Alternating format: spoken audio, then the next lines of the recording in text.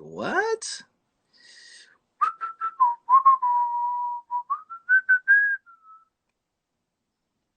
I need to find Joe.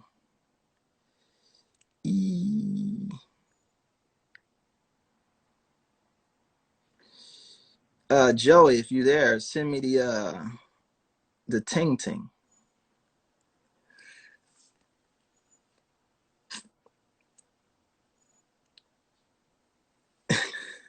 All right, here we go. Jay's back. Is this better? Yeah, you look. Is it better? Can you see me? Yeah, we can see your Wi-Fi is still trash, man. You need to step up. I don't know what's going on with the BIOS. I don't know. So Joey, Joseph, you had feelings. You felt that this was a hit. Nigga, we came in with spins already, with plaques already. I already had multi-platinum plaques that were obsolete by the end of the month because we had already did another 2-3 times platinum. Right? So when you come into the building with that and you hand that to the label and say, hey, here's this, the video's already shot. You ain't gotta pay for shit. And Sony, the guy who did the song with, they'll do all the footwork. You ain't gotta do shit. You just need to release. Just sign a release. Take this free money. This free success. Right? Okay. You know what the niggas told me? It's like you're doing a song with Adam Lambert. It just doesn't feel right. Okay. I've heard that before. Right? So when you come in with plaques, it's a difference from like, I think this shit might work. This shit is hot. Y'all niggas hating on my style.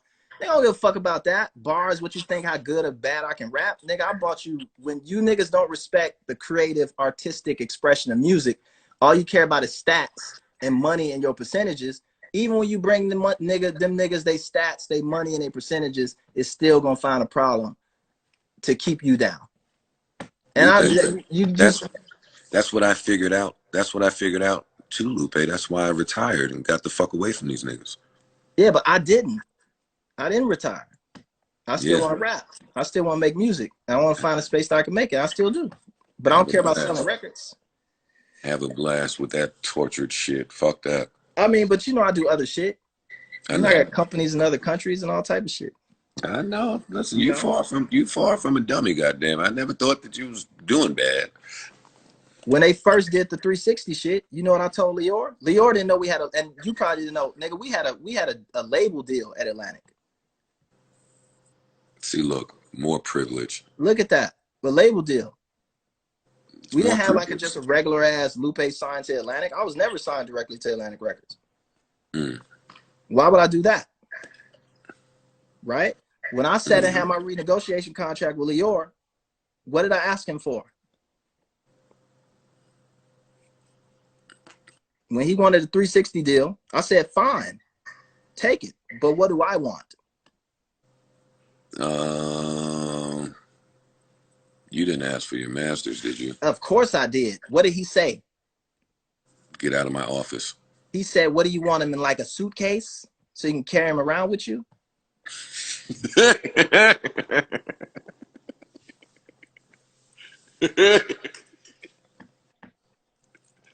Listen, man. I don't have anything to say, man. I know. I don't have anything. But I don't have anything to say because you're just talking about the record business. This is the record business. I know, but again, even with that said, that's not the case with everyone and everywhere. That's not the case with every label. I was trying my damnedest to get to Def Jam. My damnedest. Why? Why? Why? Lupe. Ask me why. Why? Because I would rather a black man do it to me than a white man.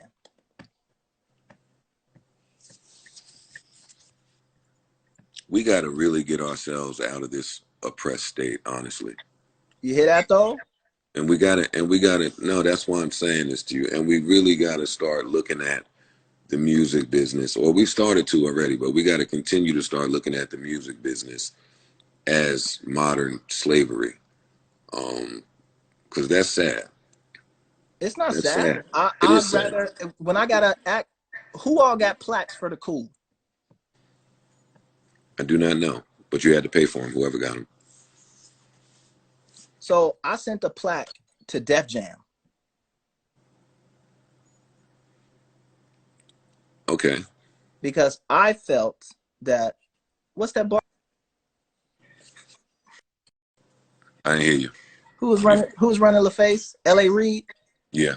So I came up through L.A. Reid when L.A. Reid was CEO at Arista, right? Before he got the boot.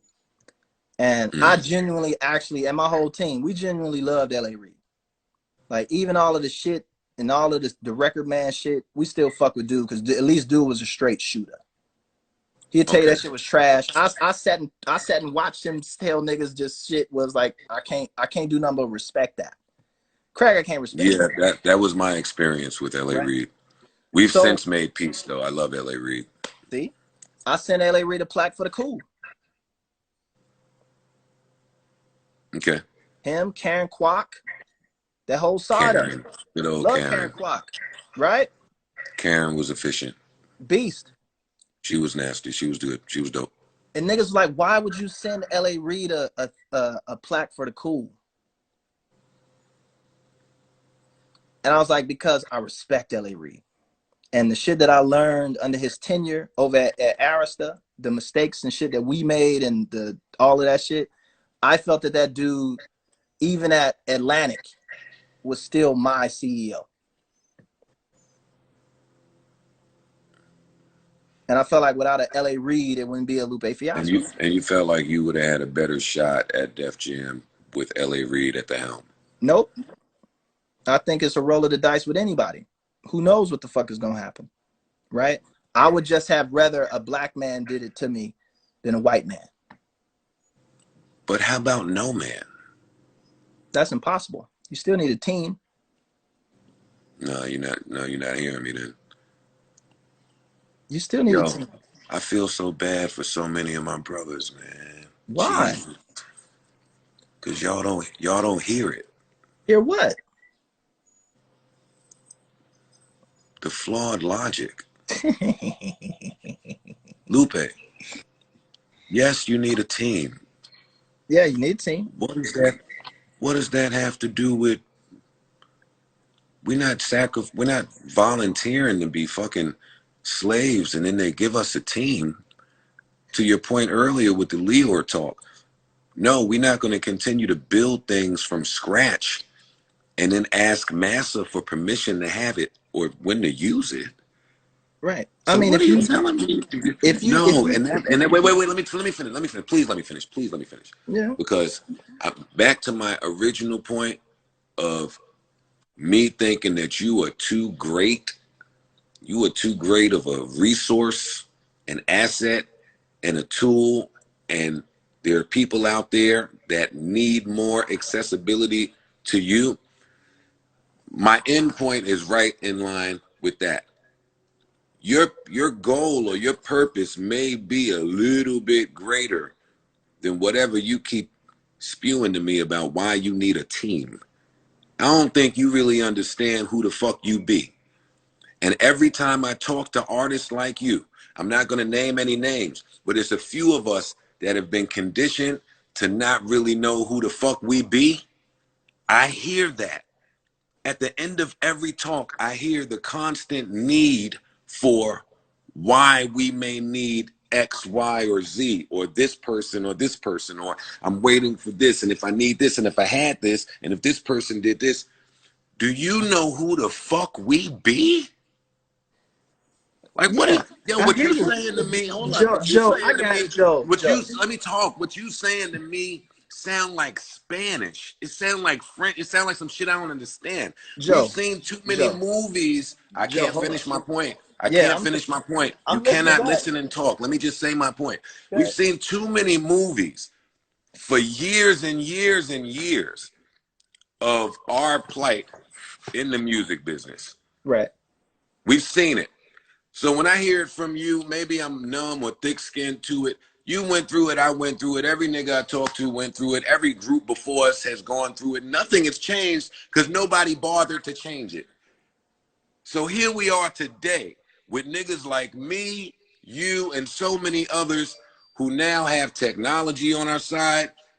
We got our own money now. We don't need we don't need their capital. Like, now is the time. This is the very small window that creatives have to change the fucking world. And you niggas want to cry about what the fucking white man did to us in the game that we volunteered to be in because we didn't know any better?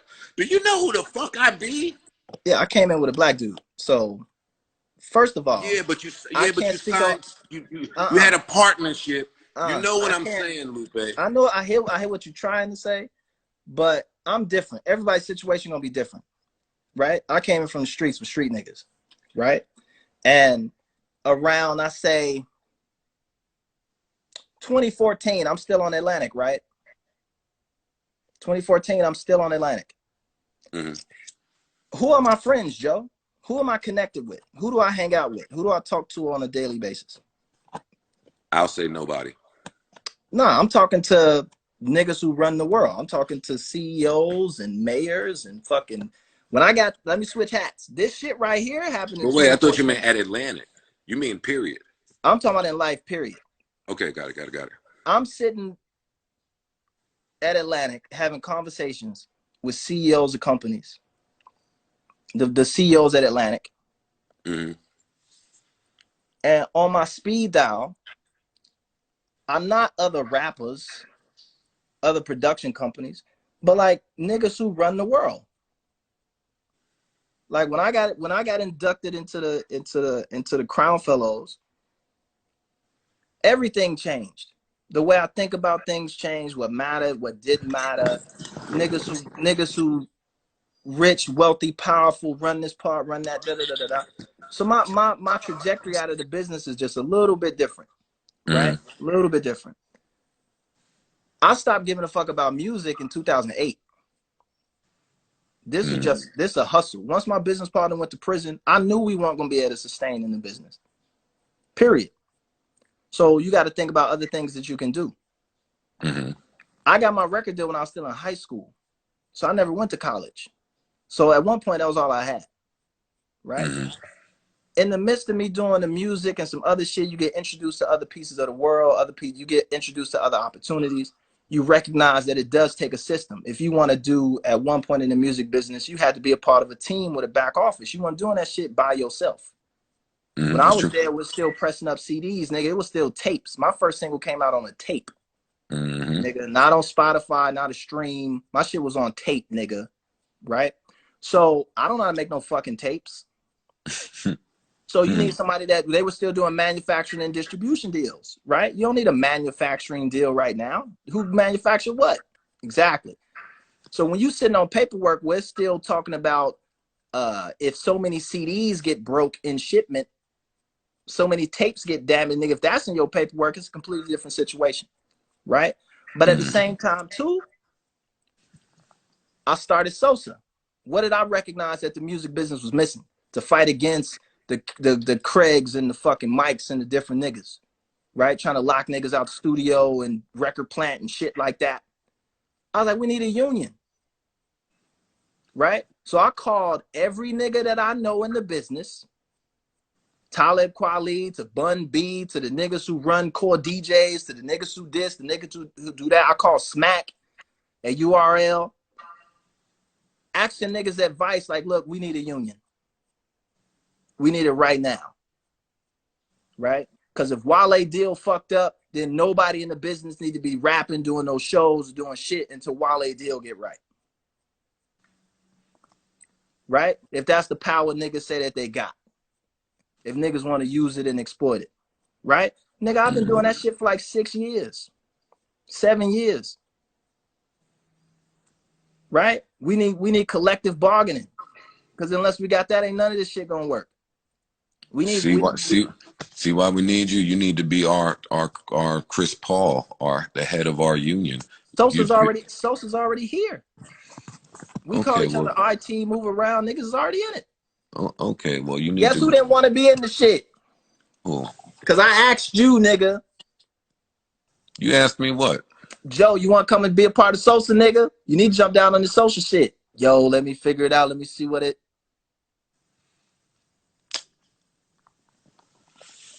Yo, I hate when niggas attack my short-term memory, man. Okay, I do remember that. I do remember that. Do you remember that conversation, Joe? I remember that quick exchange. Yeah. I think I needed a little more information as Yeah. to what you were attempting to set up, because you preaching the same shit I've been preaching for a long time. We needed You something. you We need needed you something. need expansion. We You needed. Sosa needs to recruit We needed something again. that we needed something that wasn't based on business, because you had too many lawyers and too many managers that already had their hands in niggas' pockets, Mm-hmm. and they weren't gonna go against their management. Yeah. We needed something that wasn't based on subjectivity, because you think my shit is hot, or you think I'm dope, or you think this song is dope, or whatever. You couldn't do that because that shit was too slippery, right? Mm-hmm. Bunch of niggas Okay. were sitting in a circle talking about their shit is hot, and nobody cared. We needed something objective, so it had to be based on academics. So what did I do? I went to Harvard. I went to MIT. I went to almost every top flight school that I can get into, and talked to every professor that I could talk to in the language department or that dealt with hip hop in any way, and brought them into the fold and said, can you help us build a curriculum and a program for rappers?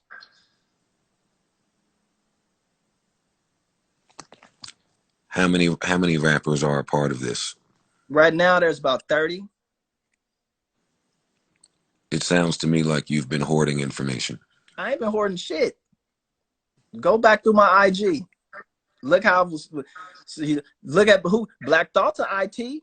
See, this Lupe. This is King gonna happen. Los. King Listen Los to to me. IT. Oh, Los is another one. I'm sure Los is IT. I asked Bun B 5 years ago to be the president. What'd he say? He's like, let me think about it. I talked to LL Cool J. Nigga, I've been on, trust me, I ain't been fucking around, Joe. I'm not one of them niggas. I'm not just sitting around out a white man keeping me down shit. Like, I'm not that nigga. Period. Okay. I got to check. That would hurt my soul. You feel me? So don't get it twisted, Joe. Lupe Fiasco's been out here putting in the work. Once I realized that my career was a rap, which it is, I can still go on tour though. Like, don't get me wrong. I make more money from going on the road, be on tour. I could go rock a fucking college, for real, right? Yeah, but I'm not gonna sell out no motherfucking stadium. But you know why I appreciate you? Because you'll pop out and remind niggas hey now and again. I clean niggas clock on this rap shit. Don't get it confused. I get into my bag, I'll fuck any nigga up on any given Sunday, and I can still turn around and push out a hit if I really wanted to. Talk about it, right? So, Joe, that's what I've been doing, right? All right. When I make a statement like, I'd rather a black man do it to me than a white man do it to me, I fucking mean that. I'm not just saying that out of some oppressed mental mind state. Nigga, my last album has the currency for the slave trade on the cover of that shit. Like, Lupe. Yes, Joe. Let's let your movement be more inclusive. You gotta start with a strong foundation. You just can't have any and on everybody. You gotta have niggas that's down for it. Most niggas don't want to sit in a circle and talk about metaphor theory and communication theory and what's the difference between a symbol and a logo. My favorite thing to do is to sit Indian style in a circle and talk to people about theories. I just been doing it with bartenders. You funny. All right, so then let's do it. This is what we're studying right now, cognition. It's called the literary mind, the origins of language and of thought and language. Got this from a couple professors up at MIT. We've already went through one course of this at Sosa. If anybody's out there on Joel's shit that raps and want to go deeper, you got to build your foundation off of something that's solid. Now, where y'all studying this? Because I want to read it. We do a conference call. When? We've been doing them. We did them. We haven't been doing them as of recently because one of our apprentice, we do apprentice classes, and they were doing their first year of apprentice class. They do a call every week. We study rap history. We study metaphor theory. We study language theory. The foundation of anything that has to do with poetics. This ain't something that I got to be like jumped into, right? Y'all don't have like an initiation process. There's an application process, for sure. And there's midterms and finals. We play games. We play rap chess. Lupe, listen, y'all play chess without me. But when y'all are having this cognitive meeting, I would like to be a part of that. It's rap chess. We play battle rap with a chess clock. Yo, this nigga needs a doc. You were so interesting to me. I'm not one of them niggas, Joe. And we could talk about this offline, but I'm not one of them niggas. Don't put me in that box. No. I've taken you out of it. You've Thank never you, been in it. You're not in that box. I appreciate you. I love you. I want to be on the cognitive call. Look, you got to get the book though, because we ain't just have niggas on the call talking about nothing. It's The Literary Mind. We can start from here. I want the book. Written by Mark Turner. No, listen. Today, later on, text me, man, because I want a copy of that book. I'm serious about that. Niggas on Amazon right now. Yo, I'm not buying the shit for you. Shit probably like $3 right now. Get the book, nigga. It's $3. Get the book, and they got the Kindle version, so no excuses. Get that book. Okay. Read that shit. We talk about it. Well, take a picture of the cover and send it to me then. Yes. So I can get the book. Yes, Joseph. Thank you. Goodbye, Lupe. Bye, Joe.